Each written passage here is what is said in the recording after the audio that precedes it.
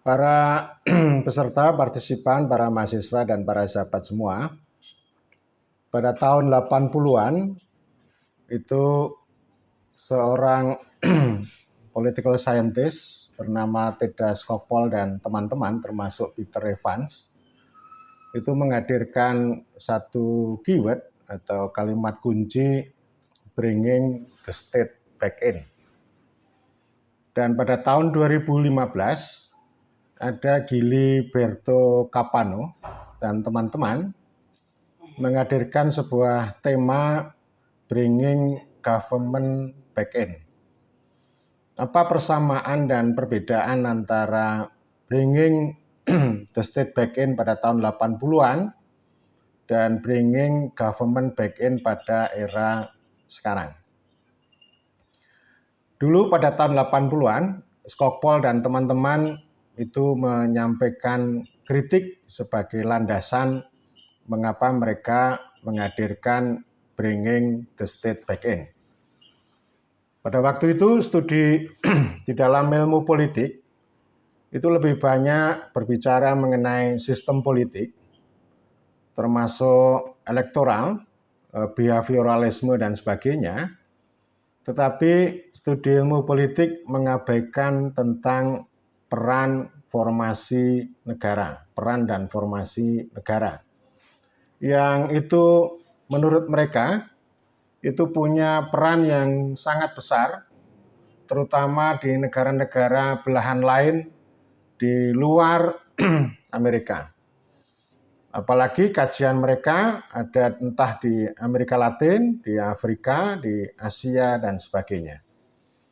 Dan tentu mereka merekomendasikan supaya ilmu politik itu menggeser perhatian termasuk mengembangkan teori-teori tentang negara.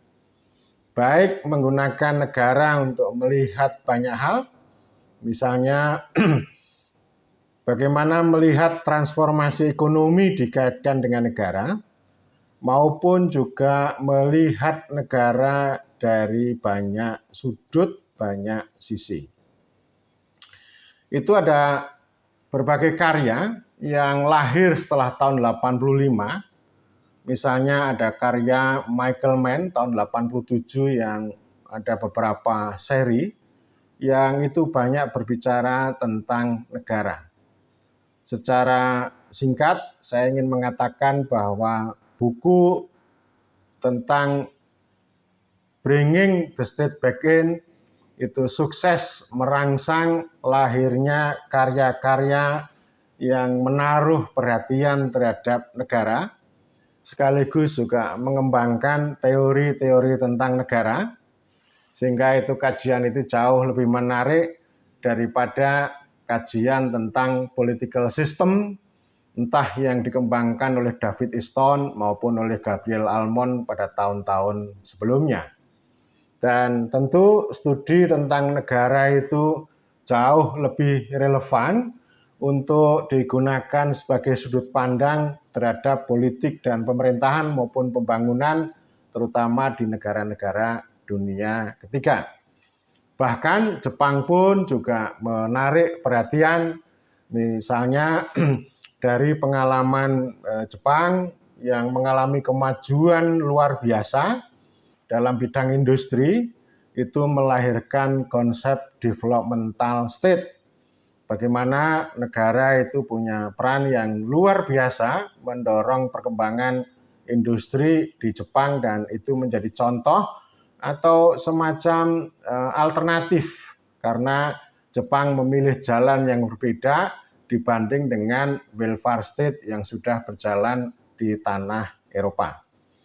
Jadi sampai hari ini studi tentang negara itu tetap penting, apalagi kita studi di negara-negara yang dunia ketiga termasuk Indonesia, memperhatikan negara itu menjadi sangat penting, entah itu untuk tujuan pengembangan citizenship, dan kami di sekolah tinggi itu juga menaruh perhatian pada isu negara ketika kita berbicara tentang village, tentang rural, tentang desa. Bicara tentang negara, bisa saja mengabaikan desa. Tetapi ketika kita bicara tentang village, tentang desa, itu tidak akan bisa lepas dari negara. Nah, ini saya kira pelajaran penting, tema tentang bringing the state back in. Meskipun ada banyak karya yang mengkritik tentang gagasan bringing the state back in.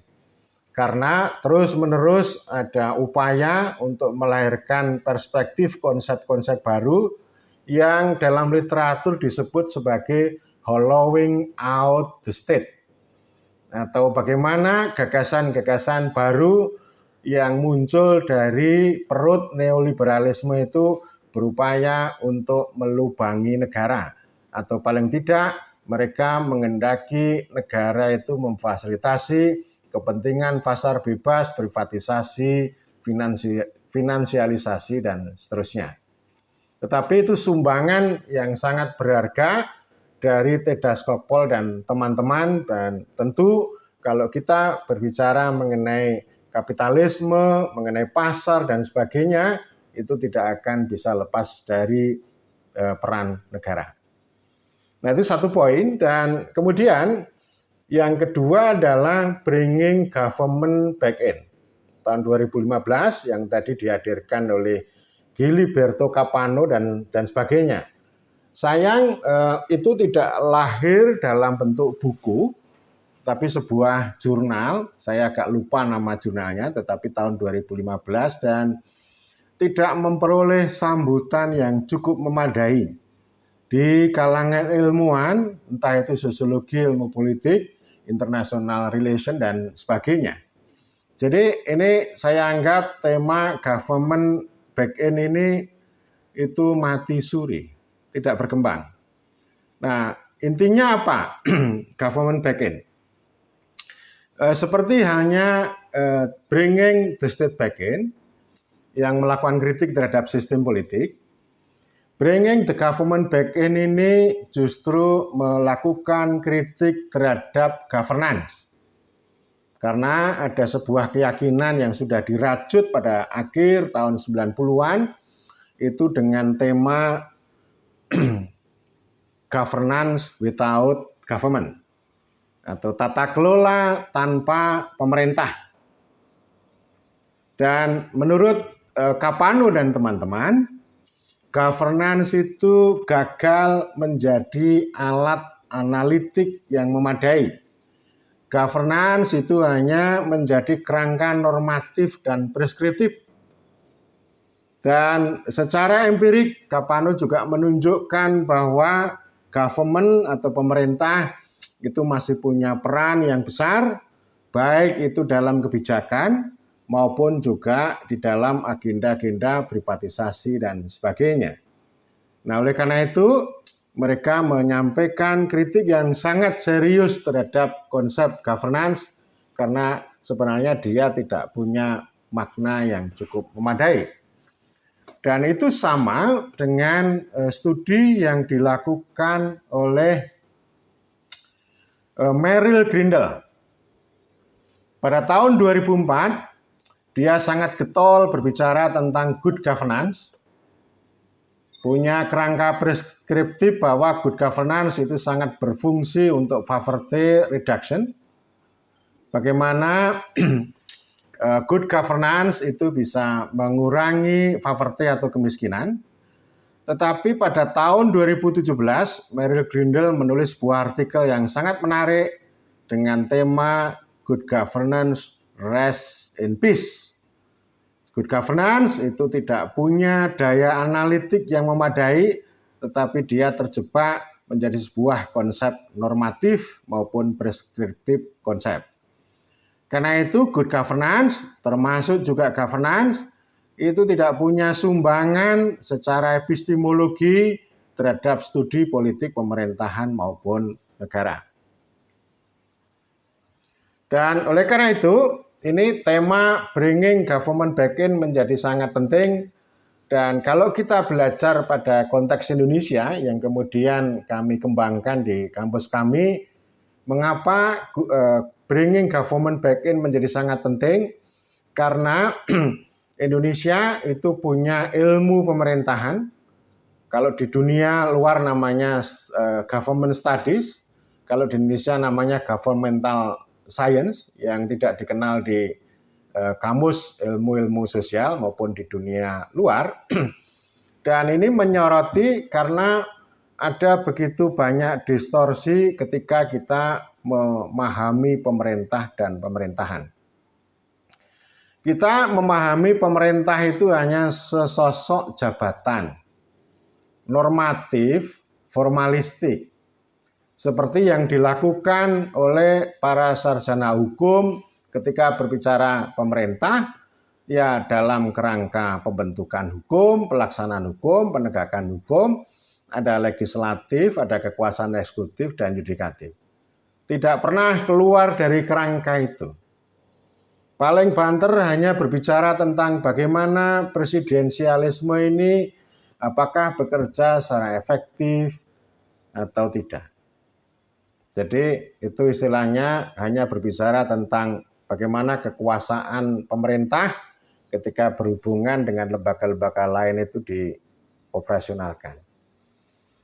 Kita studi tentang pemerintah itu sangat kering dengan gagasan. Sebaliknya, ada para pihak yang justru berorientasi untuk mendistorsi, bahkan hollowing out the government. Termasuk yang dikritik oleh Giliberto Capano, yaitu penggunaan konsep-konsep seperti governance, public sector, kemudian juga ada public management dan sebagainya, yang itu dihasilkan oleh tradisi neoliberalisme. Neoliberalisme itu tidak semata-mata mereka berbicara tentang pasar, memang arahnya ke sana, tetapi sebenarnya neoliberalisme itu ada sebuah proyek politik yang menggunakan nalar homo economicus, dan kemudian mereka melihat pemerintah itu sebagai instrumen. Artinya pemerintah itu sebagai instrumen yang bisa digunakan untuk melahirkan regulasi kebijakan maupun tindakan-tindakan lain berdasarkan prinsip homo economicus untuk merayakan dan juga mendukung kepentingan ekonomi pasar bebas.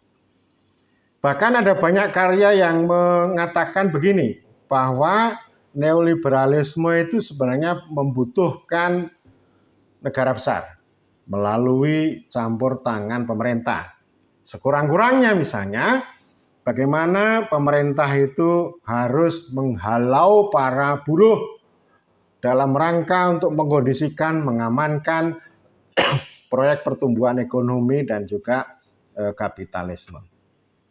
Jadi ini artinya sebenarnya tidak konsisten atau tidak benar dikatakan bahwa neoliberalisme itu menghendaki peran pemerintah yang minimal.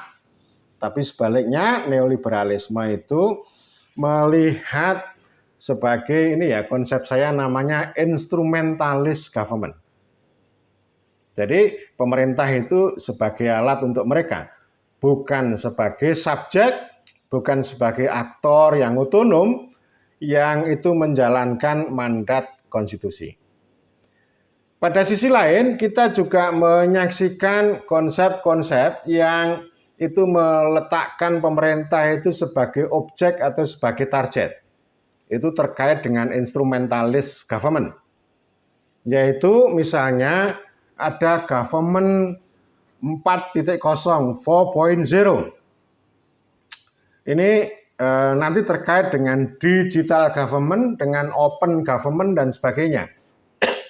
Jadi poin saya, ini label-label semacam itu, entah itu 4.0 digital government, itu lagi-lagi menempatkan pemerintah sebagai instrumen, dan itu instrumen itu digunakan untuk melayani kapitalisme, bukan melayani people yang sebenarnya membentuk ini ya, membentuk pemerintah. Jadi itu secara prinsip begitu, dan meskipun ada government studies ada ilmu pemerintahan dan lain-lain. Tetapi pada dasarnya kita ini tidak memiliki teori pemerintah yang memadai.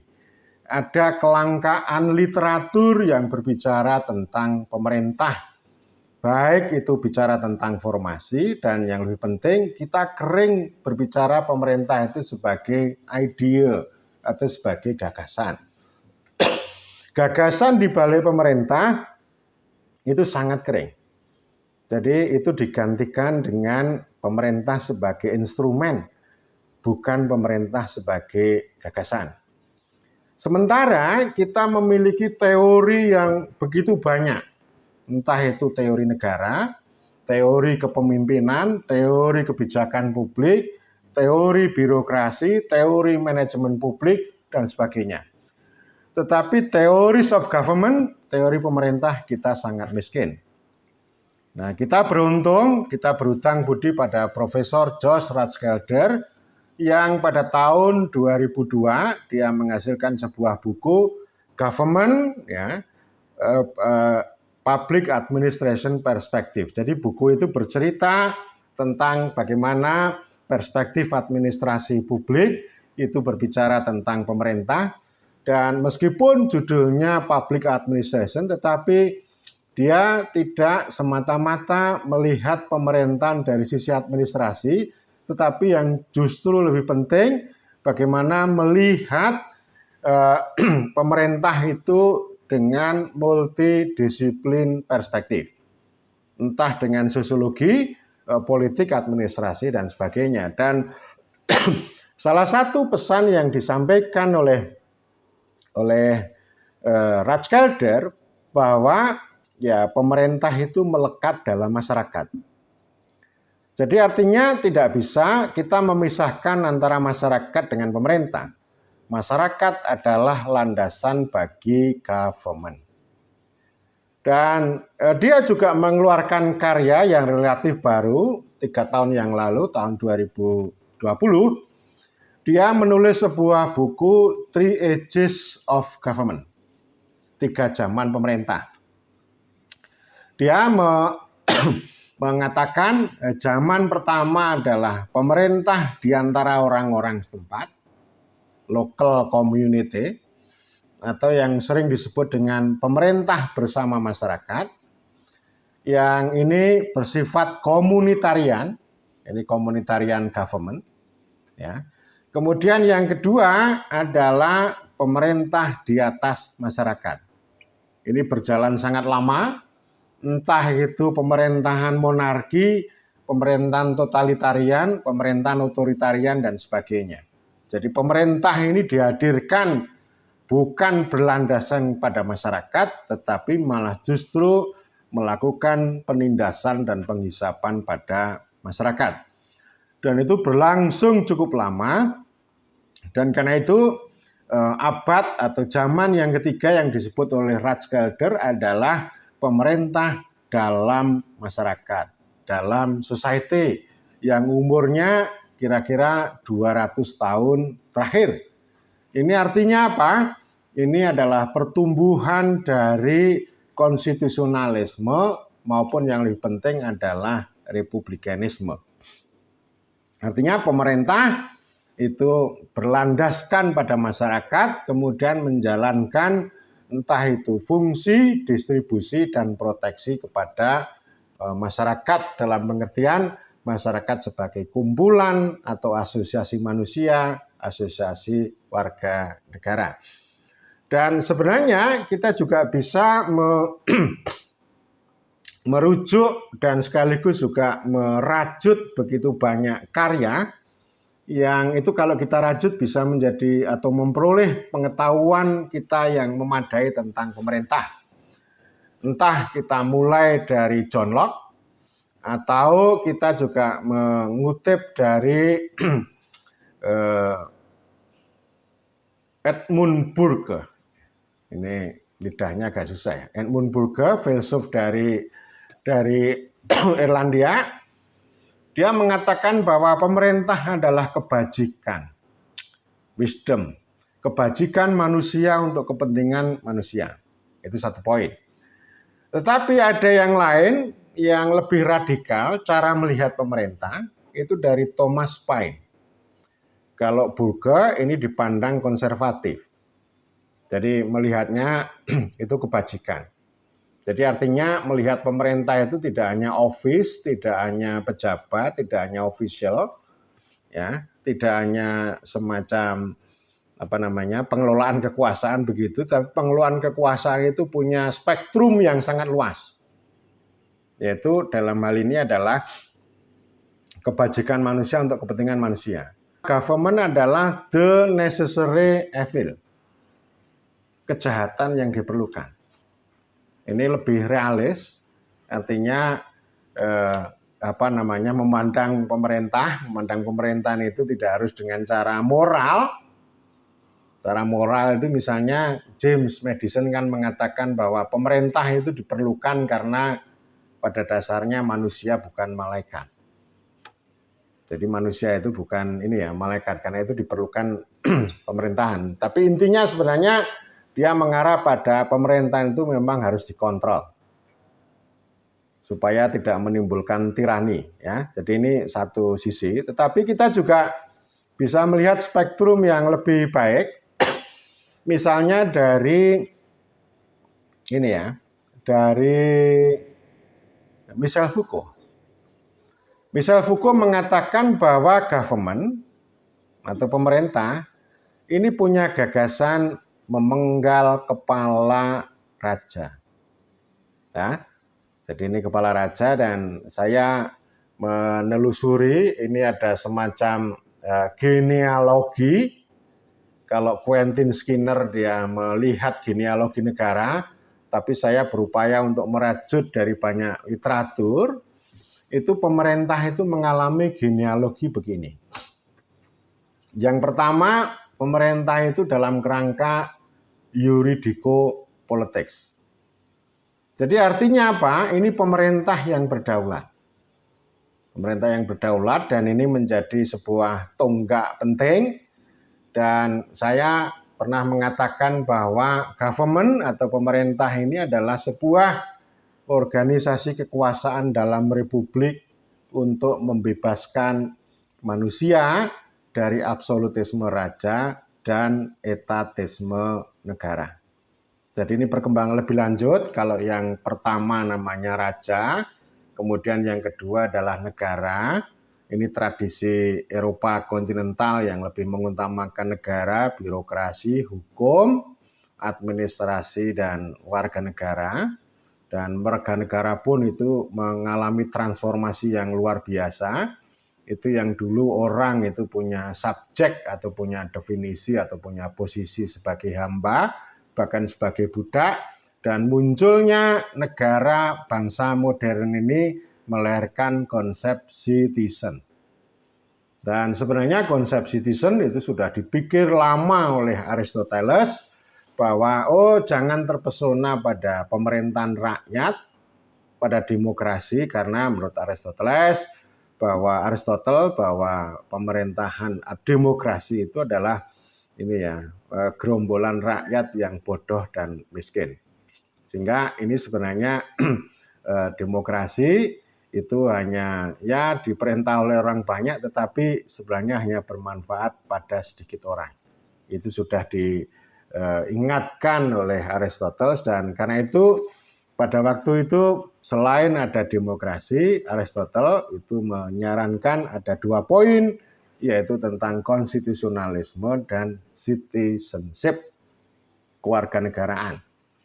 Dan itu khas nanti di dalam liberalisme yang tahap awal, bahwa negara itu dibuat secara normatif untuk menghadirkan citizenship atau kewarganegaraan. Itu model Eropa, itu sangat birokratik, sangat kaku, sangat hukum, yang kemudian diwadahi dengan Rechtsstaat atau legal state atau negara hukum, yang kemudian konsep negara hukum juga dipakai di Indonesia. Nah, kemudian tahap ketiganya itu adalah government. Jadi ini the king atau the queen, lalu the state, yang ketiga, tahap ketiga itu adalah the government. Ya. Jadi government ini pembebasan, maknanya pembebasan. Pembebasan manusia dari raja yang absolut dan negara yang etatis.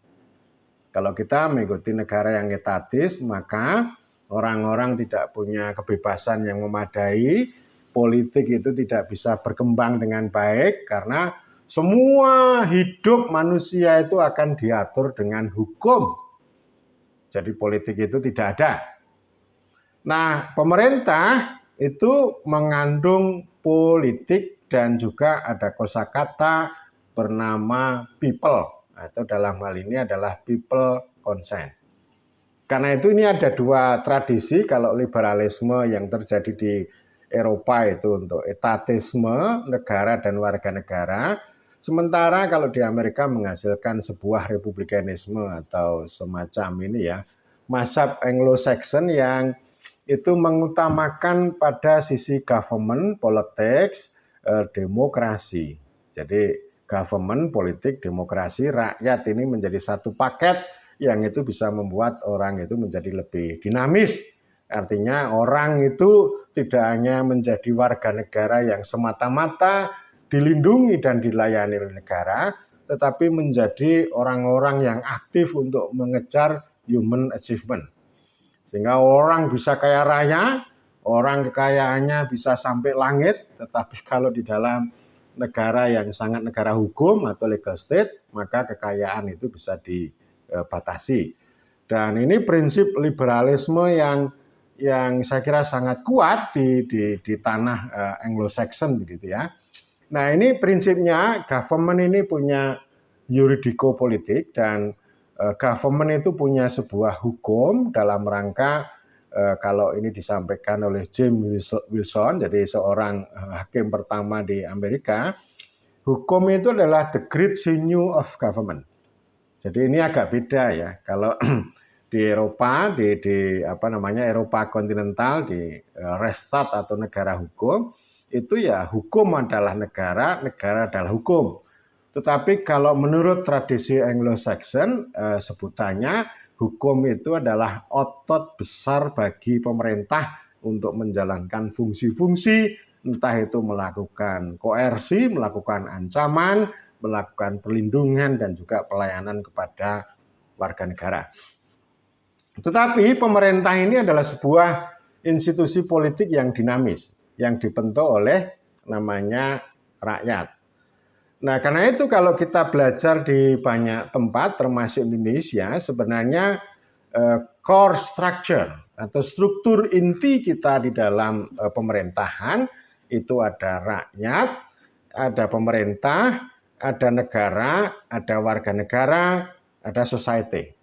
Jadi ada 5 kata kunci yang itu sangat penting dan itulah jadi artinya kalau kita belajar tentang studi atau studi pemerintahan maka konsep babon, konsep dasar itu ya di situ. Sehingga ketika kita bicara tentang manajemen publik, public sector dan sebagainya itu malah justru keluar dari ini semuanya. Dan itu mengapa kita penting dulu para pendiri Amerika itu juga melakukan Amerikanisasi terhadap pengalaman Eropa yang kemudian itu membangun pemerintahan yang begitu kuat dan besar di Amerika. Sama juga pendiri bangsa Indonesia namanya Soekarno itu juga melakukan kontekstualisasi atau indigenisasi terhadap pengalaman atau gagasan yang datang dari luar. Sebagai contoh, Soekarno itu belajar Marx, tapi dia tidak menjadi Marxis. Intinya begitu ya, lalu dia melahirkan konsep Marxisme. Yang itu sangat berbeda dengan historical materialisme yang itu disampaikan oleh Karl Marx.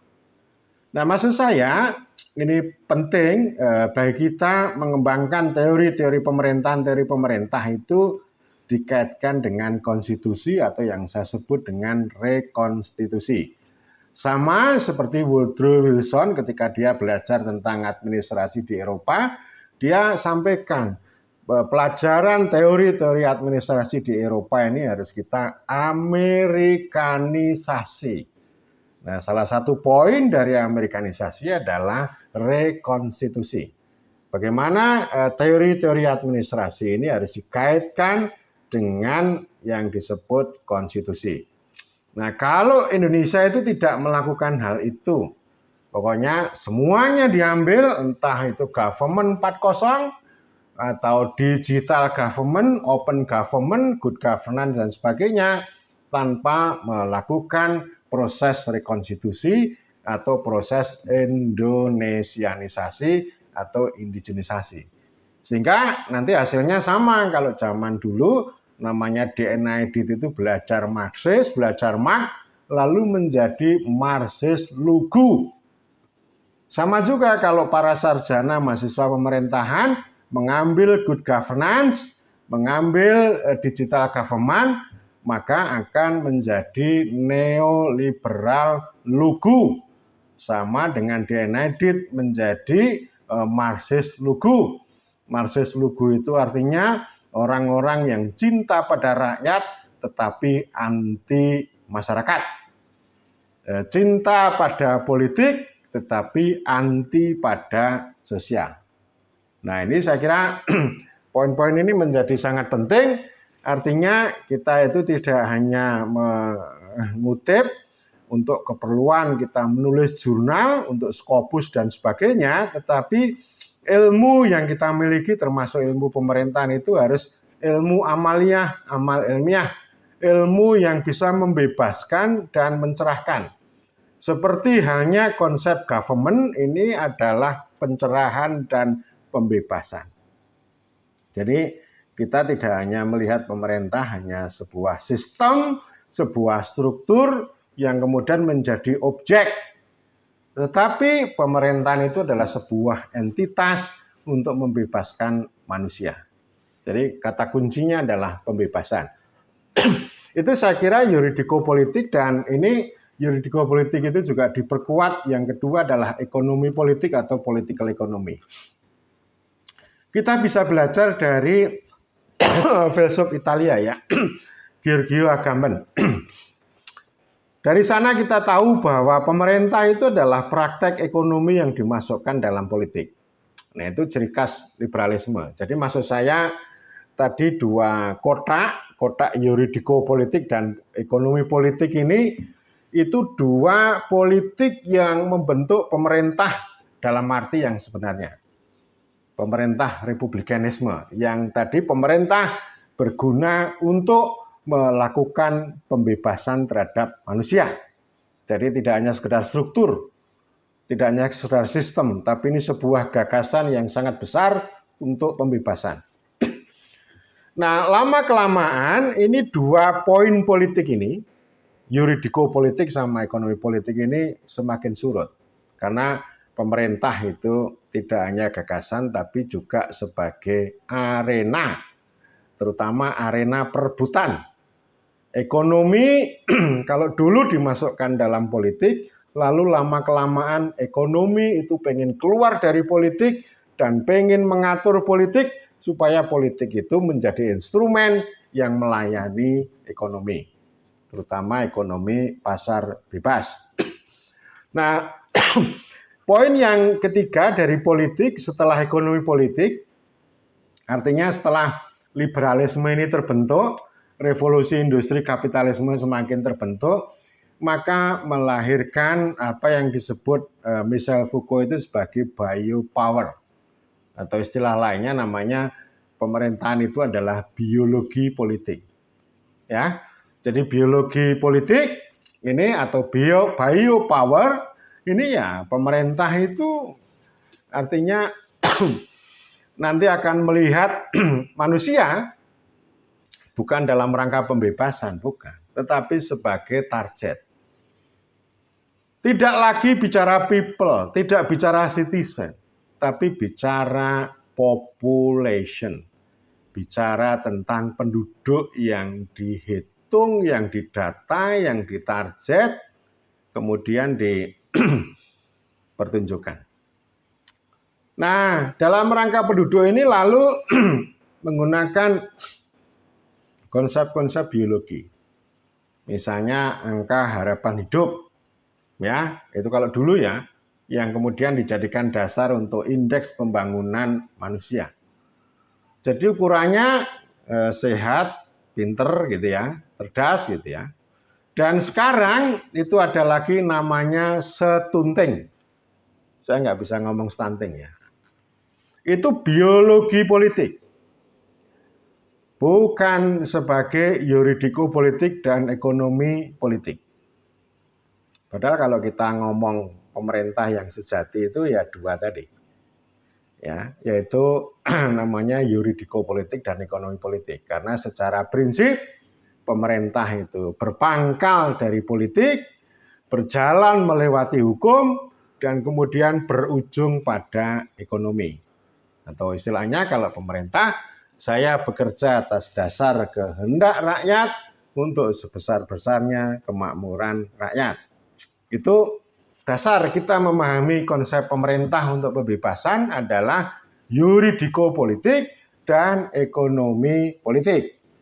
Tetapi kalau kemudian pemerintah di dunia termasuk pemerintah Indonesia itu sibuk dengan usia harapan hidup, kemudian soal tinggi badan, soal stunting dan sebagainya, maka yuridiko politik dan ekonomi politik ini semakin hilang lalu digantikan dengan biologi politik.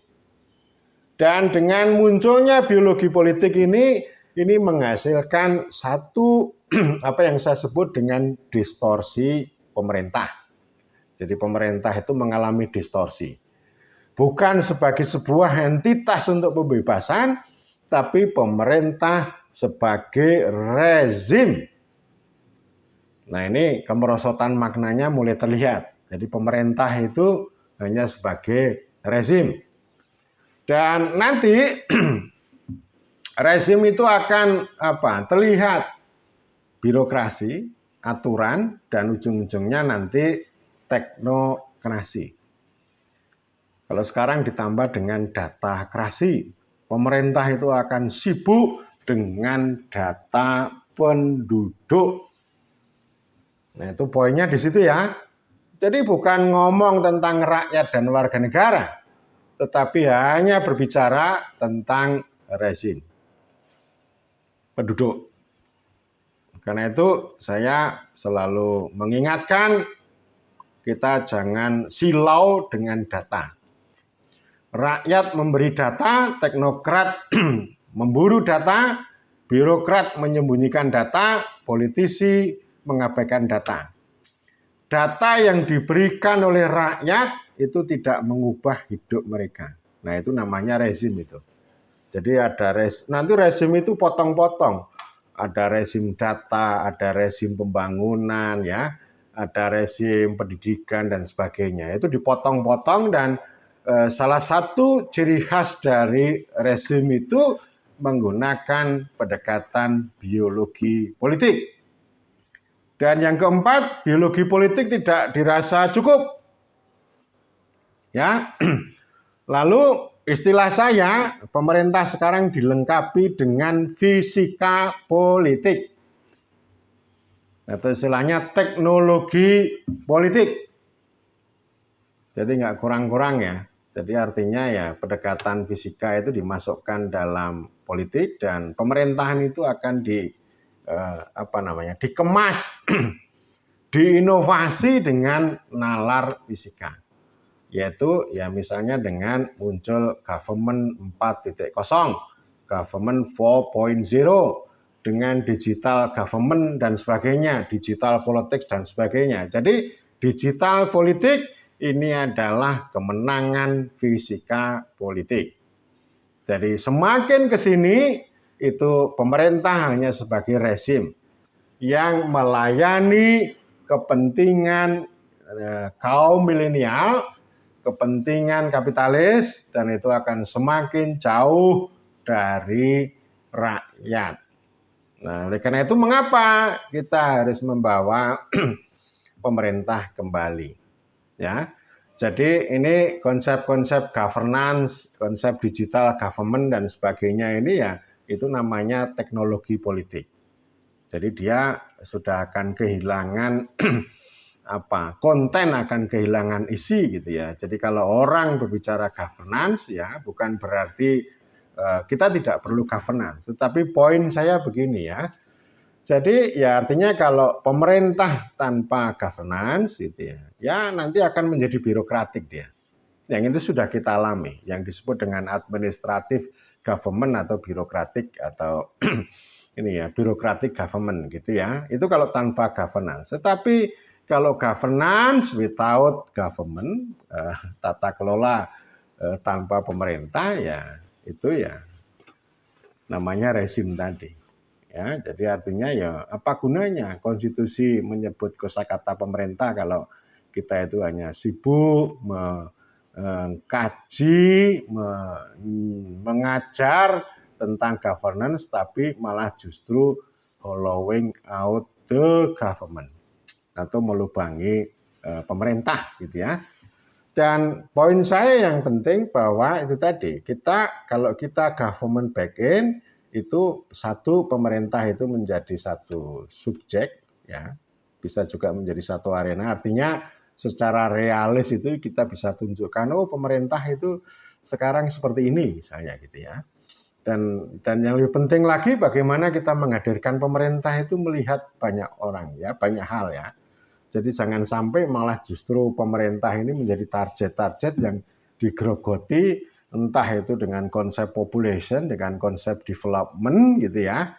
Ini bahaya juga development misalnya saya sedang menulis tentang ini ya, tentang developmental government ya. Jadi artinya ya pemerintah ini digantikan dengan pembangunan. Dan kita berhutang pada konsep governmentality. Ya, governmentality itu artinya ya konsep yang melucuti ya termasuk melucuti pemerintah dan ini ya governance. Jadi governance itu dilucuti. Saya kira munculnya konsep governmentality ini juga diawali bagaimana Michel Foucault dan teman-teman itu memahami konsep pemerintah dan kemudian mereka menunjukkan bagaimana distorsi-distorsi yang muncul itu ya. Dan memang governmentality itu tidak bicara soal struktur, soal pemerintah. Tetapi saya bisa memahami ya bahwa setelah ada governance yang melubangi negara, lalu governmentality yang melubangi pemerintah ya, governance yang melubangi pemerintah, kemudian yang governmentality yang melucuti pemerintah maupun governance, itu saya menangkap sebuah pesan bahwa governmentality itu punya peran, punya sumbangan, justru kita akan kembali ke back end. Bagaimana kita kembali pada pemerintah. Sehingga salah satu ini tema ini kalau disambung, government back end after governance and governmentality. Jadi artinya governmentality itu melucuti, mengkritik luar biasa, tetapi ada pesan sangat kuat, kita perlu kembali duduk, kita mendudukkan pemerintah itu sebagai yuridiko politik dan ekonomi politik yang itu akan menjadi ekspresi atau representasi bagi rakyat dan kemudian pemerintah bisa governing the state dan the state itu nanti akan melayani, melindungi warga negara atau citizen dan citizen itu bisa mengorganisir diri mereka menjadi society. Jadi ini 5 kata kunci yang saya kira ketemu dengan kata lain, governmentality punya peran untuk bringing government back in dan government back in itu artinya ya kita mendudukkan supaya mulai dari rakyat ke masyarakat, dari people to society, people to citizen itu bisa menjadi lebih kuat dan kita studi pemerintahan itu mengarah ke sana dan kalau di SDPMD itu ya 5G ya, government, governing gitu ya, governability, governance maupun governmentality.